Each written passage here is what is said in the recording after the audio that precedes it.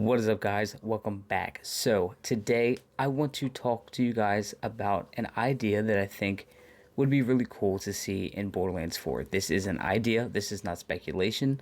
This is probably something that will not happen, but it would be cool if it did. So to start off, we got Borderlands 1.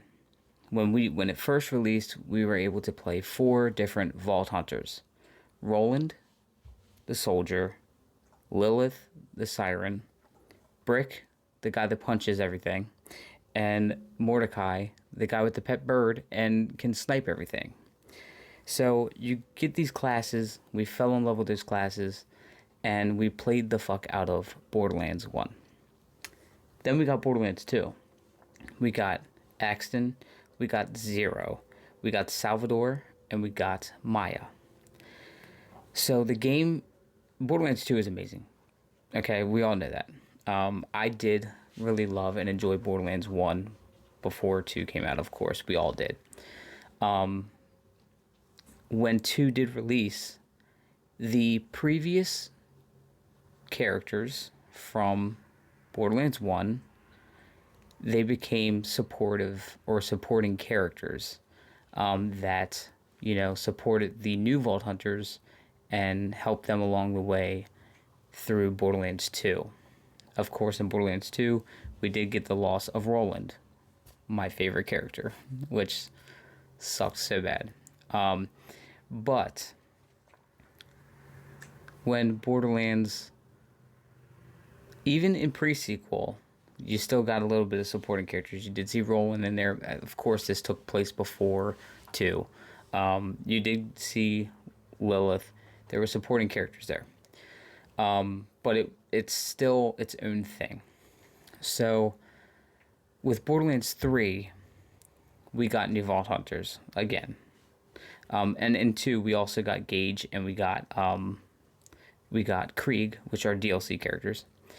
And they were also very fun. And we haven't seen DLC characters since that era of Borderlands.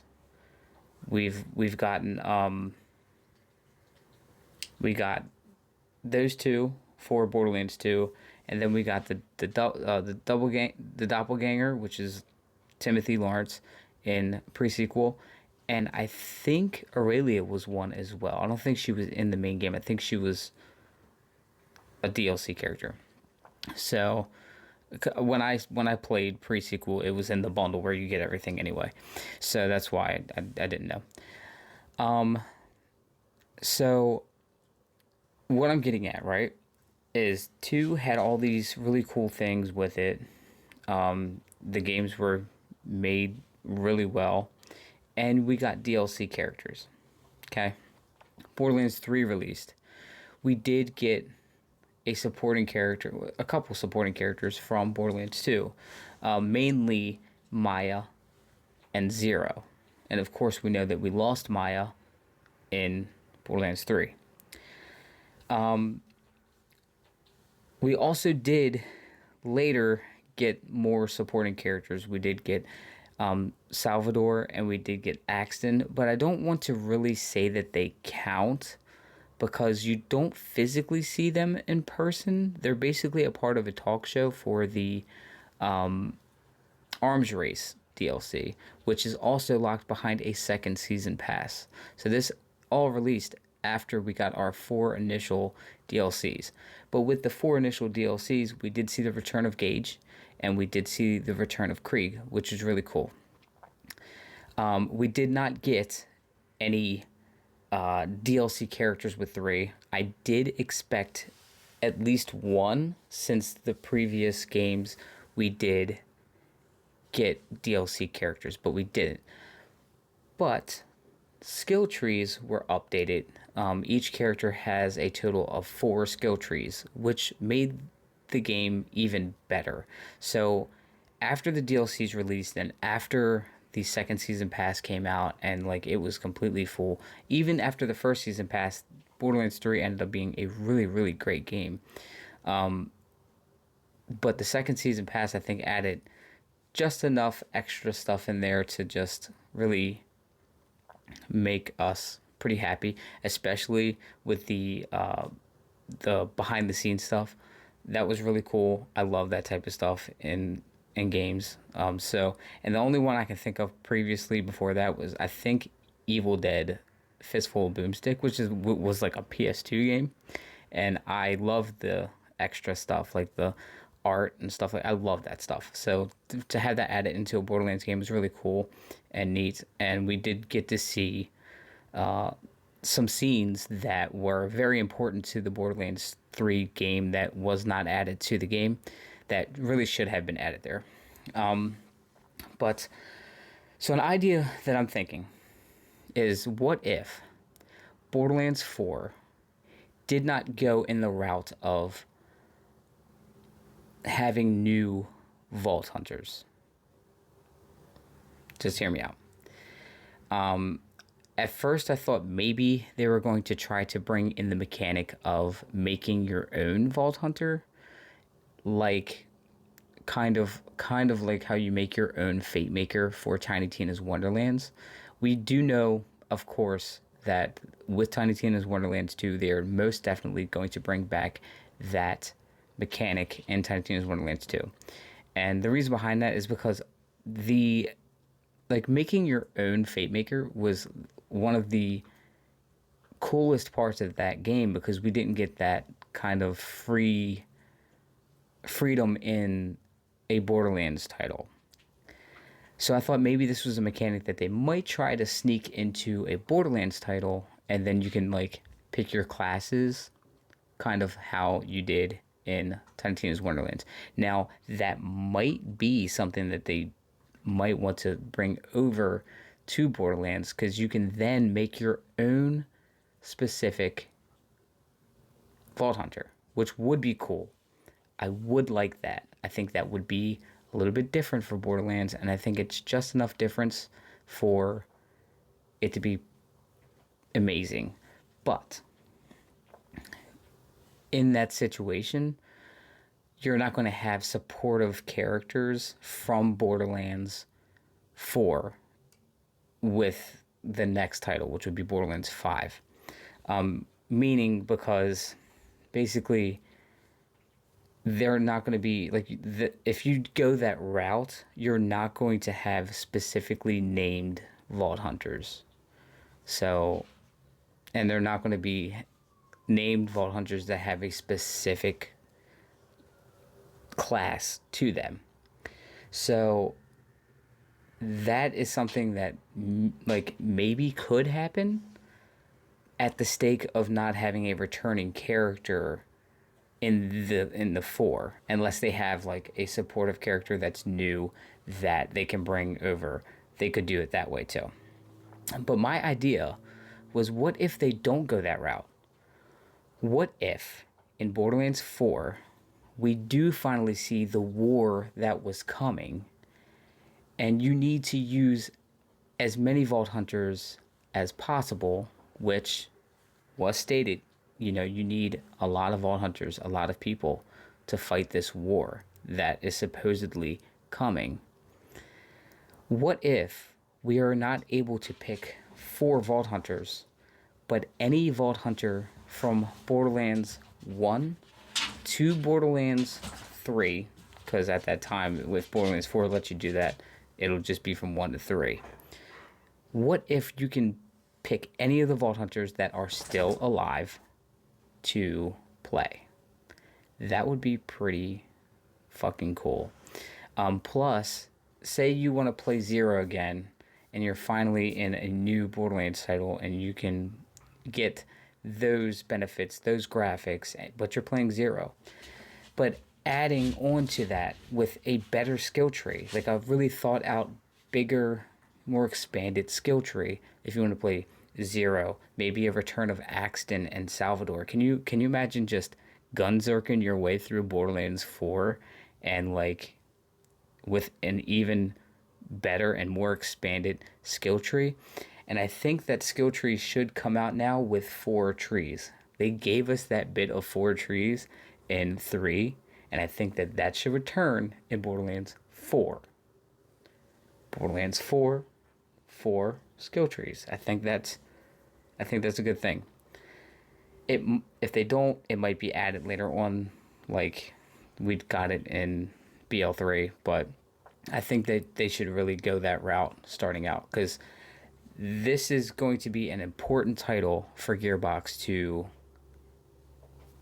make. They really need to hit it out of the park with Borderlands 4, because this Embracer group is just cutting everything away. Like, they're just shutting down companies. They don't care. And I think that they're holding on to Gearbox because they know that a lot of people love Borderlands, and Gearbox is a well-established and loved company. Not saying there's no problems, but I'm saying that a lot of us love the Borderlands series. So they're really trying to hold on to this company. And Gearbox really needs Borderlands 4 to hit it out the park and make everyone happy. Like, the game can come out and be an amazing game, but there's going to be people out there that are going to judge it beyond measures. And that's what kind of sucks, because there's a lot of games that I think are copy paste that get away with it all the time. Like Call of Duty. Call of Duty, it has so much people playing that shit.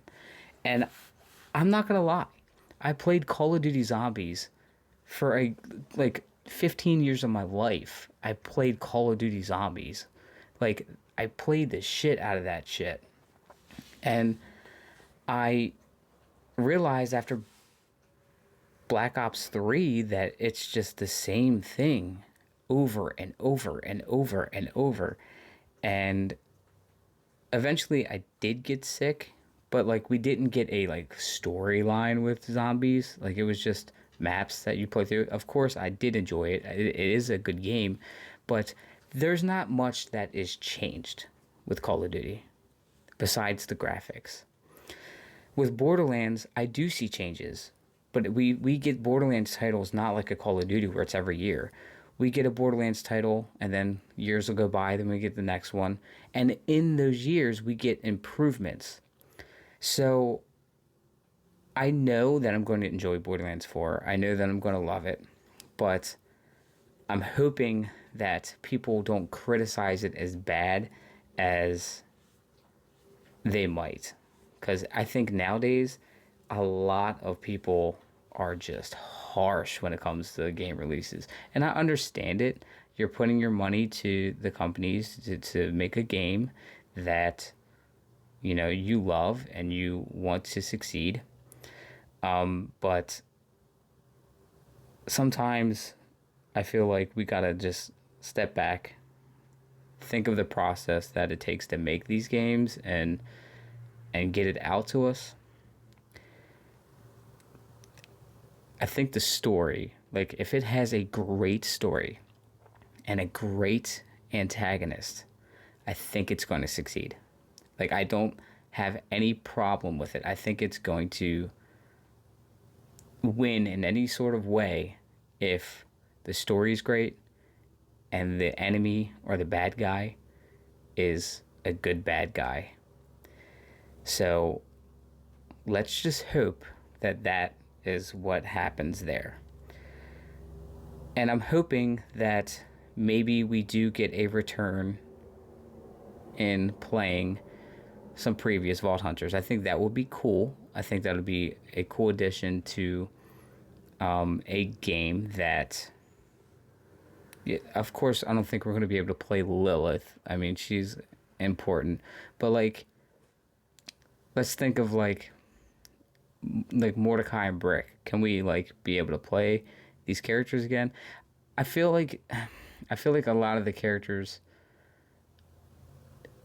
are there as supportive characters because, like, we all know them, we love them, and they're well established in the series. So they're great to have to, you know, make the story go along too.